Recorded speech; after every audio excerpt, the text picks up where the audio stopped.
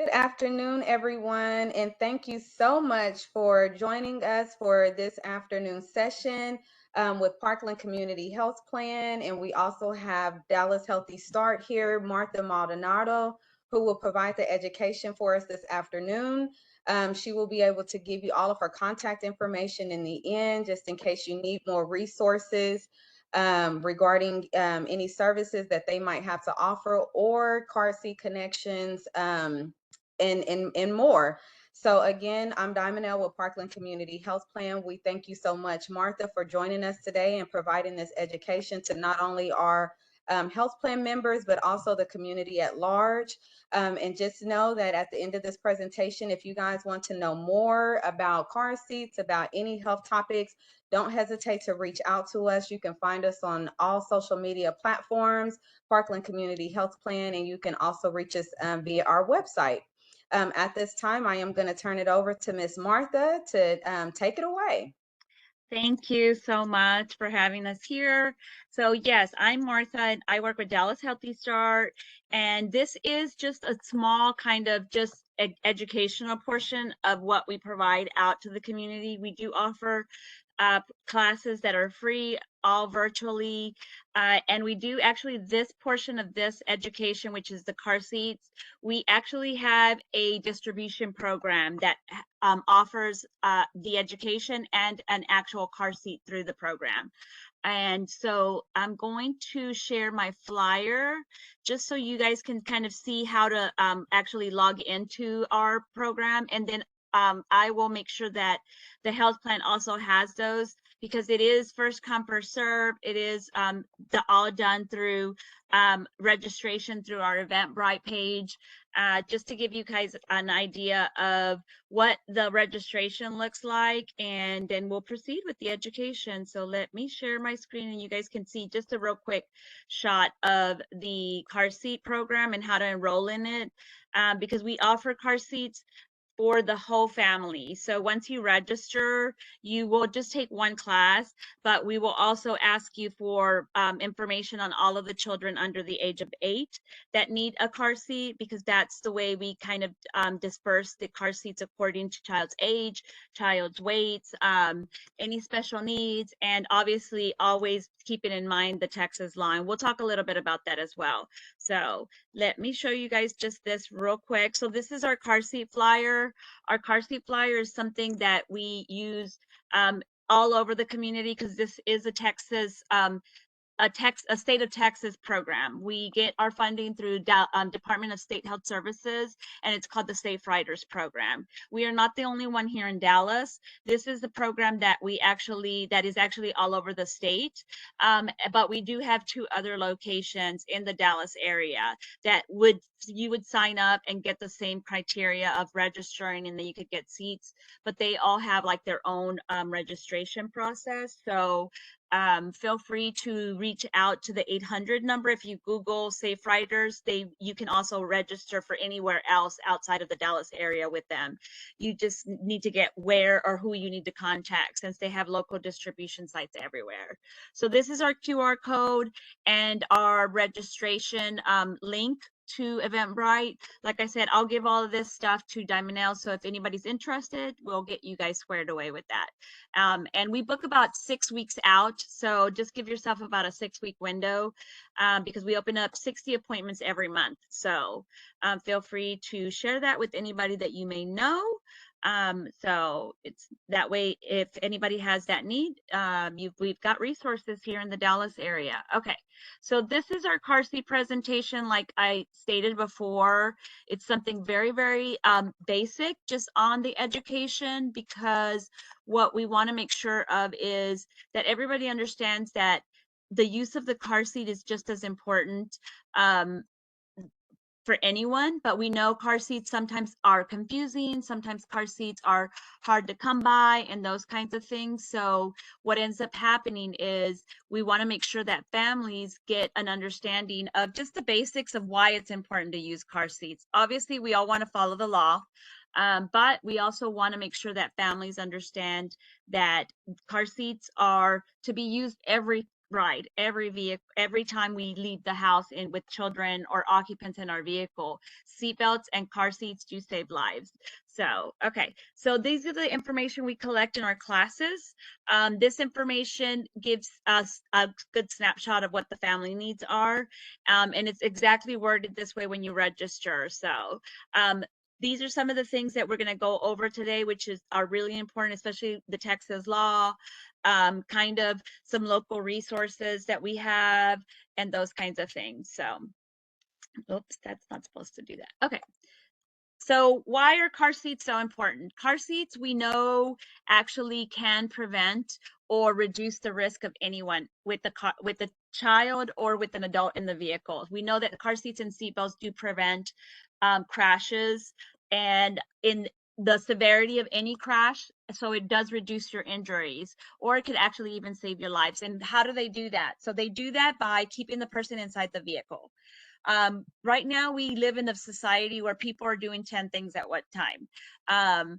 And the distracted driver is what studies have showed recently is that they're just as dangerous as a person that's actually under the influence of alcohol or drugs and things like that. That's pretty scary because even though we're sober, because we're so distracted, that means we're just as dangerous as somebody that's drunk driving on the road. So we want to be careful, not just for our sakes, because we know we're good drivers. Everybody thinks they're good drivers, but we have to protect our families, our kids, ourselves in a wreck, because we don't ever know the outside world, what's going on. So we want to make sure that we have that knowledge and understand that, because seatbelts and car seats actually do contact your body in the strongest parts.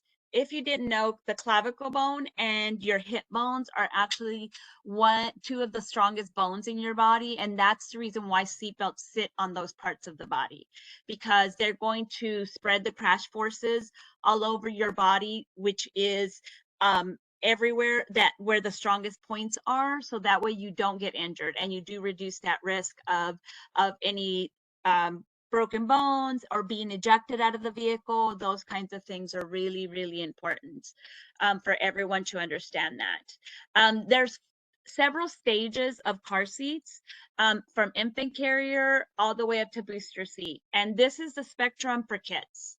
So any kiddo from the point they're born till they go into a seatbelt system. This is the spectrum of car seats. This is a particular brand we distribute. Obviously, if you go to the store, there's going to be 100 different brands and 100 different kinds of car seats. So, but these are the names that you will look for according to your child's age and to be able to use the car seats for them appropriately. Most families kind of go for what's the most inexpensive ones, even if it's not appropriate for kids. And that's one of the reasons why we want to make sure that you understand every seat has the weight capacity, the length of the child, on the labels on there, or it's going to be on the card where you buy your car seats and those kinds of things, or even if you get one from someone that you know. We'll talk a little bit more about the used car seats and how that works with families, because we know they're expensive. Sometimes kids outgrow their car seats and booster seats very quickly. So, or some families we've even serviced have either gotten tickets or gotten their vehicle stolen with everything in it. So they can get expensive. We understand that. So we really work with families in our program to realize that truly you could potentially make it with just 2 car seats. Even though you're seeing 4 here, 2 car seats that you could potentially use for your children from the time they're born to the time they go into a seatbelt system are these 2 right here, the convertible and the combination seat. These 2 seats are 2 seats that start at 5 pounds. So if a baby's over 5 pounds, which typically they tend to be, not always, sometimes they're born early or small, but the majority of our kids are born at least at 5 pounds or bigger. And then this seat will hold your kids up to 110 pounds, which is typically under that 8-year-old limit. Sometimes even more, because I've had 13-year-olds in a booster seat that weighed about 80 pounds themselves. They were just very tiny. They were failure to thrive preemies that just were always going to kind of be on the lower spectrum of their weight, because that's just the way they were born. So we can use these potentially, those 2 seats from birth all the way up until they go into a seatbelt system. Now we do have kids at different stages that grow faster, are bigger, taller, heavier, may have special needs. Then we kind of take some of the other seats into consideration. But to some extent, if you're working with a certified technician that is really educated and certified in car seats, they can give you a great perspective of what seats you can use with them. So our first stage that we always start with, any mom that's pregnant or any kiddo that's under the age of 2. Why 2 years old? So any child under the age of 2 should still be in some sort of restraint system, but at the same time we want to keep them rear facing. And the reason we want to keep them rear facing, it is not the Texas law, it's just a recommendation by your pediatricians that children should stay rear facing in a car seat as long as they can, or as long as their car seat can. So there's seats that go up to 50 pounds rear facing. This particular seat that you see here actually goes up to 40 pounds rear facing.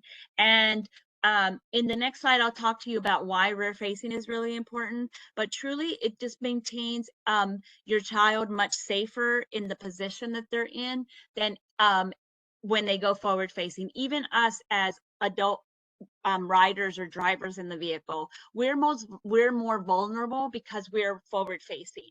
Seatbelts, even though they will hold you, you're going to still receive that impact. That's why people that, even though they were all restrained properly in the vehicle, still have sore necks, sore backs, those kinds of things. They get whiplash and are sometimes have to be hospitalized because of these injuries, because you're receiving the full force of the actual impact in that wreck. So even though you're not ejected or broke anything, you still can injure other parts of the body. So just keeping that in mind. And obviously most parents will think that the infant carrier is the first seat. It can be, but it doesn't have to be. As long as your kiddo's over 5 pounds, they can start and continue using the convertible tilt 2 rear facing. So this is stage 1 for kiddos under the age of 2. Now the infant carrier, I do like to give a caveat about that, because infant carriers tend to actually be overused. They tend to be seats that parents love. It's so convenient because you can snap baby into the car, unsnap baby out of the car. Babies stay in there significant amount of time, but it's not healthy. What we've had is a high rise of sudden infant death of kids that were left in car seats for way too long periods of the day. So like, let's say, for example, you have a newborn and a toddler. So obviously you like the convenience of the infant seat because it can snap into your stroller. But what ends up happening is this mom puts baby in there, travels with them to wherever they're going, gets them out, baby's still in the infant carrier. We also have that newborn stay in the infant carrier while they're doing whatever they're doing. They then now get home and they're still asleep in the infant carrier of the ride home. And now they're still in there when they go home. They just unsnap it, put it inside the house. By the time you know it, that baby's been in there anywhere from 2 to even longer hours. Babies only come out to diaper change. Babies only come out to eat sometimes, because I see babies propped with bottles inside the car seat all the time. So we really have misused the infant seat the way it was supposed to be. It was designed for the vehicle. It was just designed to give parents the convenience of bringing baby out with the whole car seat instead of having to unstrap them in the vehicle, and kind of avoid the elements, where a convertible does exactly the same job but lasts twice as long. And it actually, you just bring baby in and out. Everything else is exactly the same. The baby just cannot come out with the car seat. The car seat is very stationary in that situation. Okay, so let's look at why rear facing up to the age of 2 is something we encourage. It isn't the Texas law, but your pediatricians encourage for families, because what they've seen is they're less likely to be injured. It does protect them, because, so like, let's pretend this is a baby. You have a baby in this position, rear facing. Everybody's facing out. Babies are facing this opposite way. We're in a wreck. We're going to all come forward, because that's just the nature of how a wreck and what happens physically. So the seat actually is what gets the impact, not baby inside, because baby's turned around, remember that. And as long as they're strapped in appropriately, they're going to actually be pulled down into the seat. So baby's being pulled down, the seat's going back, but then it kind of cradles them and then comes back forward towards the seat itself. So then in that situation, baby maybe have some movement, but nowhere near what the people that were facing out in the vehicle have received. Your body comes forward, your neck stretches, your back and your spinal cord stretch, and all of those things ends up happening inside that wreck, because that's just, again, the crash force is what ends up happening. So we definitely want to always encourage our moms. Like, we distribute any kiddo through our project under the age of 2 only gets the convertible seat, unless they're close to 40 pounds, because that's what the max of our rear facing seats are. Then we think otherwise. But truly, if they're under the age of 2, we still encourage that rear facing use. So okay, so let's talk about stage 2. So stage 2 is for those kiddos after the age of 2, but not necessarily ready for a booster seat yet. It's that kind of not awkward stage, but stage that they're not newborns or infants anymore, but they're not kids. They're really like toddlers and preschoolers at that age. So the convertible can still be used. That's the reason why I love it, because it has such a long use. And depending on what manufacturer you have, you can actually look, and most seats will forward face at least to 40, but there are some that go up to 65 pounds. So you're looking at a 2, 3, maybe sometimes even 4-year-old can still go in this particular convertible seat that you got at birth, that will be able to be used for at least a couple of years, sometimes even longer. The reason my kiddos outgrow this particular seat is because of the height. So each seat has in inches that the max is. Most of my kiddos in this particular seat actually transition to the combo seat because of length. So 1 inch above the seat, right here where you see the padding, 1 inch above this is where we want the max of the child's height to be. And even though they may be that length, some kids grow very differently. Some kids grow longer from the bottom half of from their hips down, so their legs are really long. Some kids grow from the body up, so they will definitely outgrow this seat most of the time before 65 pounds because of height. So at that pace, we usually tell families, once they reach that inch above the top of the car seat, even though they're forward facing and nowhere near 65 pounds, we need you to call us so we can give you that next seat. Or you need to be taken into consideration that you'll need to get the next seat for them because they've gotten too tall for that. And then they're not going to be protected in that situation. So once they outgrow the convertible seat, or if I get kids that are over 2 and don't have a seat at all, we start them with the combination seat. This is a really cool seat because it starts at about 22 pounds. Forward facing only, with the harnessing just like the seat. But the cool thing about this, and this also holds harnessing up to 65, is the headrest actually adjusts. So it gives them room to grow in that situation. So this adjusts, there's a lever in the back you just pull and it grows with kiddos. It has 1, 2, 3, 4 slots, so it can grow with babies. To make sure that their shoulders are always at the level of the harnessing or above when they're forward facing. Because remember, in the infants, in the rear facing seats, we want the car seat to pull them down. So they're always going to be at their shoulders or above. So with the combination seat, you want kids to sit back, just like you do in your seatbelt. You don't want a lot of forward movement.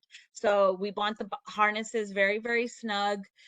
We want them, the harness retainer clip always at armpit level, because that keeps them in position to not have too much movement. So that way, even though they may receive all of the impact, they're still going to come forward, but they're going to be pulled back into their seat. So that way, that'll still protect their back and their neck. In that situation, maintain that as close as they can to that harness system, and to that back of that seat, to protect them a little bit better. So, and then this one, the cool thing is it has a booster stage into it. That's why it's called the combination seat. It's called a combination seat because it combines basically this particular seat and a booster seat in one. So that way you're able to use this seat as long as baby's over 22 pounds. And then at 65 pounds, we have to cut the harnesses out, because you can no longer use them. If you continue using them, it's incorrect and it's dangerous. Babies can actually be bounced into the harnesses because they're not being held securely enough, and then they can break them, and those kinds of reasons. So, but once they're 65 pounds, you cut the harnesses out, and then this transitions into a booster seat. So you can't really see it here, but behind this headrest, there's like little kind of like little tabs that you stick the shoulder part of your seatbelt in there. And then you can almost see this little red button here. The red buttons are on each side that gives you an indicator that says shoulder part goes up here, because it's going to go across the body just like yours, and then it goes across the hips just like your lap and shoulder seatbelt are used. So they, at this point, it's not really a car seat anymore. It's what we consider a booster seat at that point when it's used in that position, because it's going to actually elevate. Booster seats are basically a fancy phone book, basically, because what we want is the vehicle seat does not elevate the child enough to make sure that the seat belt, the lap and shoulder belt, fits properly. So this is going to allow for them to be basically boosted up to make sure that their seat belts fit appropriately, just like they fit you. They need to be right across the collarbone, all the way across the body, and then on their upper thighs or hip area. So that's the way it's supposed to fit adults. So that's the way we want the lap and shoulder belt to fit children. So keeping that in mind is really important. Okay, stage 3 is going to be booster seat, the easiest seat you'll ever use because they have no harnesses. The only thing that's going to hold this kiddo in here is going to be their weight and the lap and shoulder belt. Booster seats can come in two ways to be used. You can only buy the low back. If you're going to use this particular version, you have to make sure that your vehicle seats have high headrests. So in other words, if a child's sitting in this low back, you have to have a headrest that will cover up all of the neck and at least half of the skull. Because remember, just like when we sat them in that harnessing forward facing, we want something protecting the back of their head and their neck and their back. So the only thing that's going to be available there is going to be your vehicle seat. So lap and shoulder belt, just like before the other seat when it goes into booster mode, lap and shoulder belt. And these are particularly for my kids that are over 4 years old. I know sometimes we have to put kids that are younger than that just because they weigh a lot more than our 65-pound harnesses do with some seats. And it happens because I've seen under 2-year-olds weigh what a booster seat kid weighs. And those are difficult decisions we have to make with families. And something is sometimes better than nothing. But we truly like to put kids that are over 40 pounds in these and over 4-year-olds for developmental reasons. Children under the age of 4 don't necessarily comprehend that they have to sit in the seat and buckle themselves up. They can come out very easily. They can unbuckle themselves. So it really does take a lot of monitoring at the beginning to see where your child is physically. And no one's going to know more how busy or how not busy your kids are going to be in the vehicle than you. So really think about what happens when you guys travel or transport your kiddos. Are they comfortable in there? Are they going to stay where they're positioned in? If they're not quite developmentally ready, usually I'll have families, you know what, even though my kid's already 5 years old, he's not going to stay there. So if the child's under 65 pounds, then we can typically still use a combination seat with harnesses for a little while until they get a little bit more understanding of this is the way you're going to ride in the car, and you're not going to be able to unbuckle yourselves. You have to ride this way every time. So in that situation, so just be mindful, because some seats do have weight restrictions, but sometimes we do have to also take the consideration of space in the car, how kids are doing developmentally, but I have kids that have to stay in harnesses because they're on the spectrum, or they have really severe ADHD, in those kinds of situations. So in those situations, if we cannot get them into a conventional car seat, which all of these are conventional seats, and what that means is you can go to Walmart, you can go to Target, you can order them on Amazon, those kinds of things, into possibly looking for something special needs for them. And there's a variety of options, but they're really expensive. So we do try to use conventional seats when we can. So, but you can talk to their therapist, their occupational therapist, your pediatrician, and have, or even if you're on Medicaid or have a health plan, sometimes the social workers or whoever is a part of their team can actually work with you to try to facilitate something different for them, because we definitely want them buckled up. We do not want any child loose in the vehicle. Okay, stage 4 obviously is where everybody else after the stage of using a booster seat go into.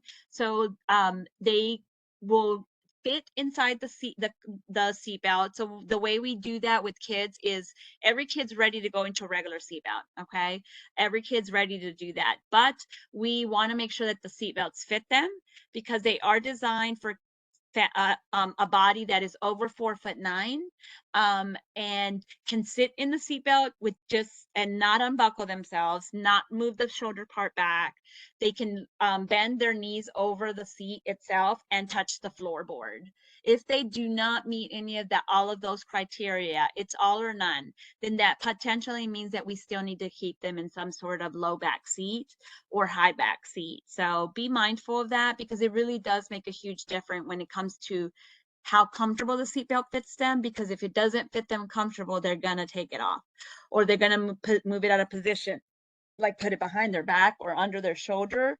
And then we have risk for internal injuries. I've seen kids almost be severed with seatbelt systems when I worked in children's ER department, because basically they put this behind their back and then they came flinging forward, and the seatbelt basically cinched all of their stomach area and severed internal organs and things like that. Or we had even kids sometimes that were so severely pulled forward that their spine snapped. So just be mindful, because again, we are great drivers, and obviously nobody wants their kiddos to be hurt, but we don't know the outside world. It's just crazy out there these days. Okay, so let's talk a little bit about the Texas law to give you guys an idea of what it requires, and kind of some other things that we can talk about when it comes to laws that we have to be mindful of. So the car seat law for any child under the age of 8 has to be in some sort of car seat or booster seat,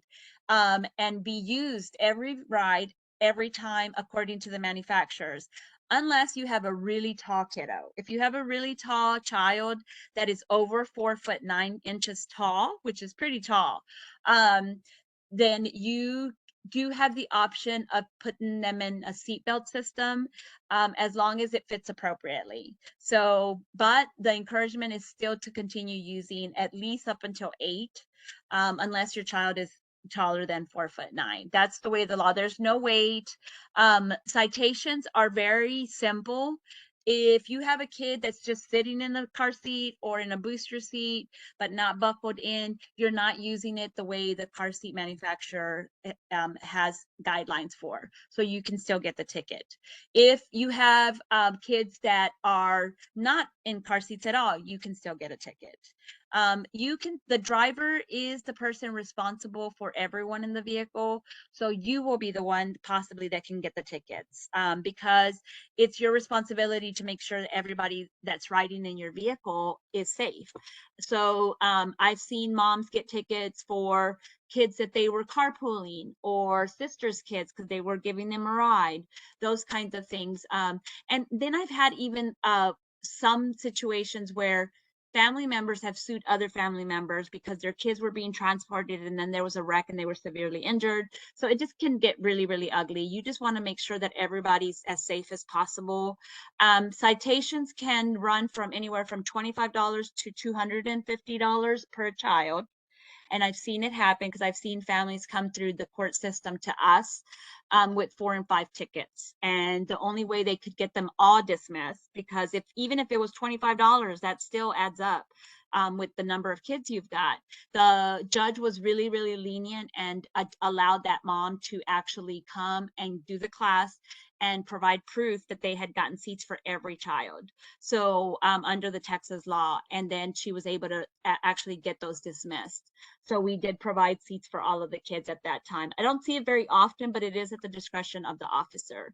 And what I always tell families is then we open ourselves up for everything, because the car seat laws or the seatbelt laws are primary. What that means is that they can stop you for that thing alone. You didn't have to commit any kind of legal infraction. You didn't have to do anything wrong. But if they see a kiddo bouncing in the back seat, they can stop you. And guess what they're going to ask you for? Your license, your insurance, are your registrations up to date? All of these things now you've opened yourself up for them to ask you about in that situation. So I just always say, just be safer than not, and not open yourself up to a lot of those things, because it happens. It does happen. It's not always fair, but that's kind of the excuses that will be used to be able to ask you for those other things that they're normally not able to. So just be mindful of that. The unattended kiddos in the car, it is still hot out there. It is still dangerous for kids to be left in the vehicles. No child under the age of 14 can supervise any child in the vehicle. So I know sometimes mom will jump out of the car to go get a gallon of milk. The older kids stay in the vehicle. It is against the Texas law for kids under the age of 14 to watch other children in the vehicle. So just be mindful of that. Again, it is at the discretion of the officers, or a lot of people will call in these days and make reports and stuff. So the officers have to come out there. I always talk about one situation that was so devastating, and it happened in our neighborhood. We had a 16-year-old, he was like 15 or 16, watching like a 7-year-old like a 7-year-old little brother in the vehicle. Mom had gotten into the Walgreens to go get some prescriptions, left them in the vehicle, not thinking anything of it. Well, the younger child actually started choking on a piece of candy. The 16-year-old had no idea what to do. I mean, in sheer panic, the kid actually did not make it, unfortunately. By the time the kid snapped out of it and was able to go get help, the child had already passed away, unfortunately, had choked on this piece of candy. So I always tell families, just leave them at home if you can, because it can happen in a second, and it can just happen. I mean, who would have even thought about something like that?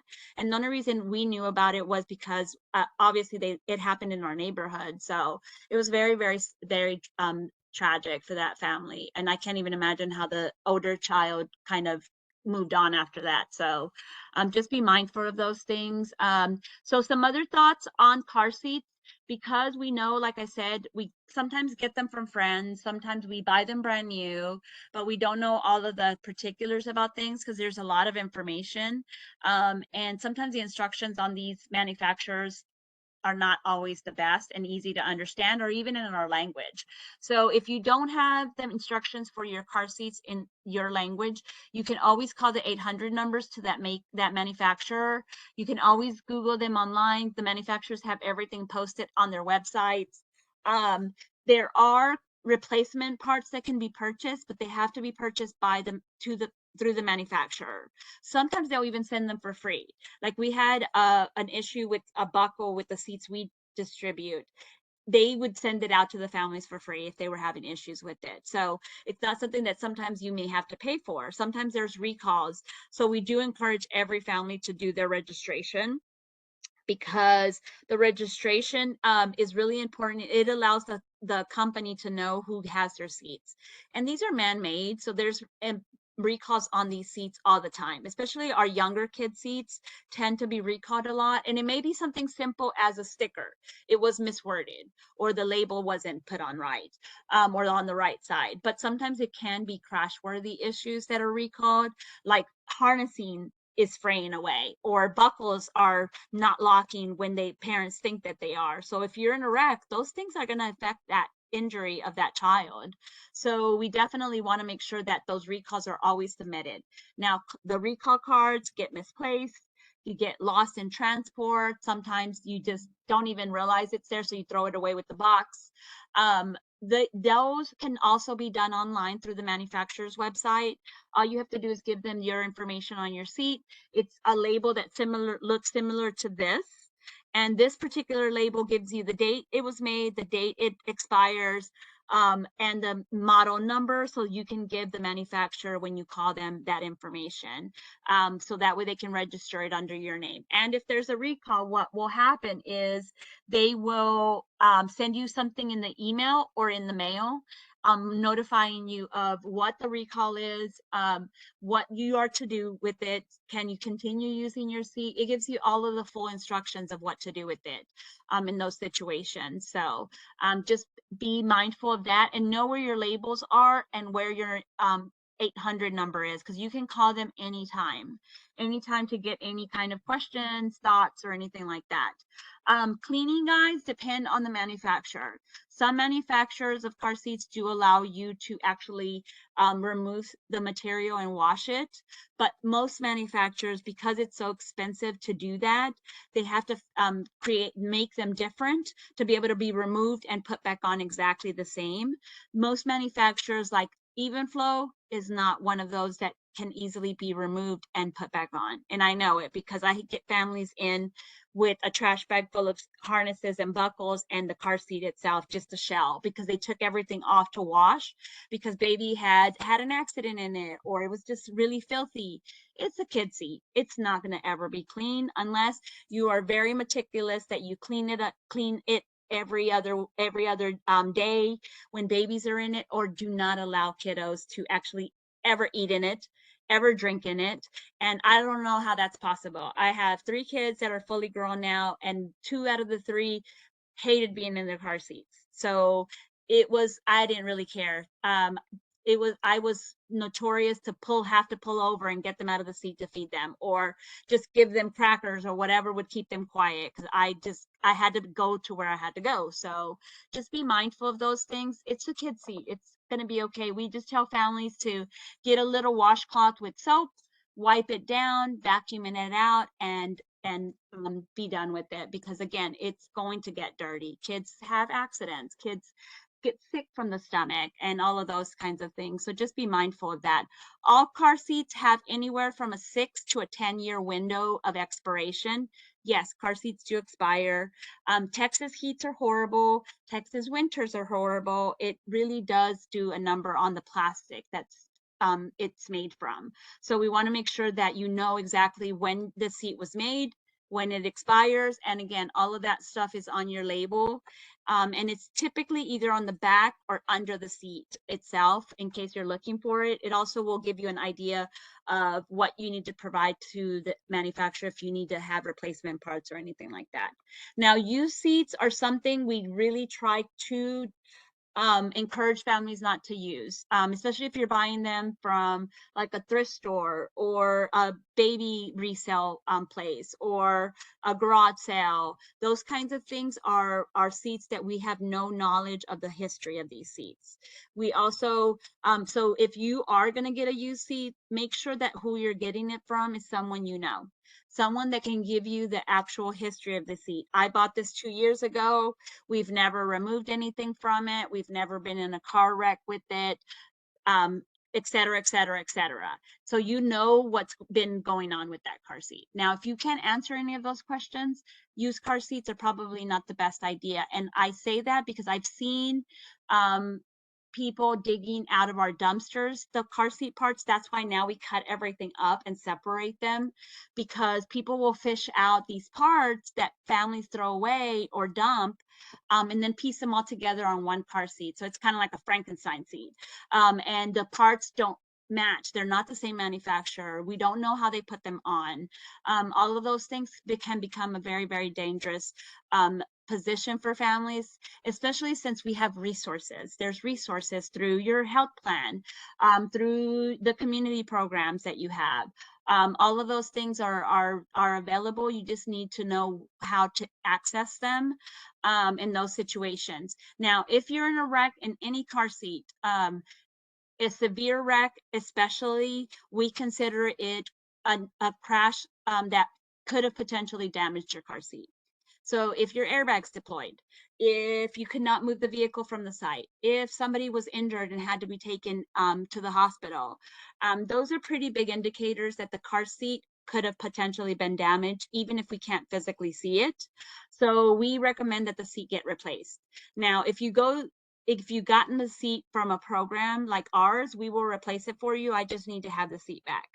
Now, if you received the seat and you purchased it yourself, but you have insurance on your vehicle, or you're being covered by the other person's insurance, they normally, a really good percentage of the time, will replace it for you. How they do that is up to the insurance policy. They may just give you the money, a certain allotted amount, so you can purchase a new one, a part of the claim, or they may tell you, go and buy a seat that you need to have the seat replaced with, and we'll reimburse you.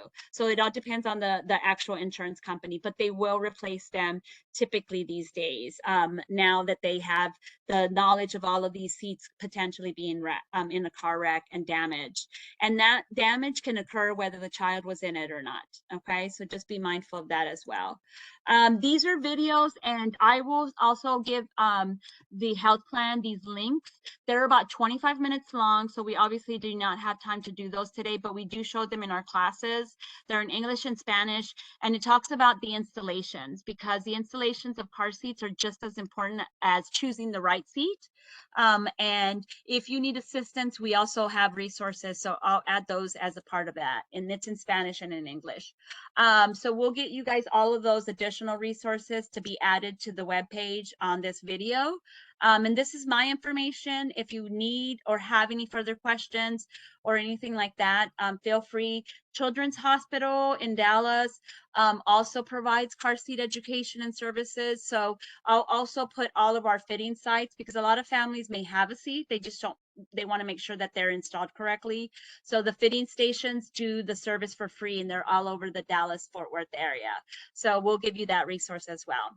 Any questions? I know it's a lot of information, but believe me, it's one of those things, the more often you hear it, the easier you're going to remember these things, because like I said, my youngest is 13.